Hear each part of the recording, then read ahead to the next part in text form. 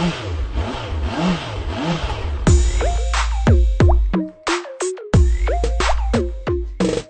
ច់មាន់ធៀបទៅនឹងសាច់ទារសជាតិឆ្ងាញ់ប្រហែលគ្នាតែខ្ញុំញ៉ាំសាច់ត្រីមែននៅក្រែឈើហើយនឹងក្រែពូកជាប់បើឲ្យខ្ញុំជ្រើយន់ខ្ញុំចូលចិត្តដេកដីមែននៅស្អប់ណាស់ប្រណាជក់វិតតែបើខ្ញុំចូលចិត្តប្រណាជក់បារីមែននៅស្អប់ណាស់អ្នកដែលស្លៀកសិចស៊ីចំណែកឯខ្ញុំនេះចូលចិត្តស្លៀកខើយខ្លាំងឡើងបែបជីកង់ប្រណាំងនឹងម៉ូតូចង់ប្រាប់ថាកុំចូលយន្តហោះលឿនណាស់វ៉យពូ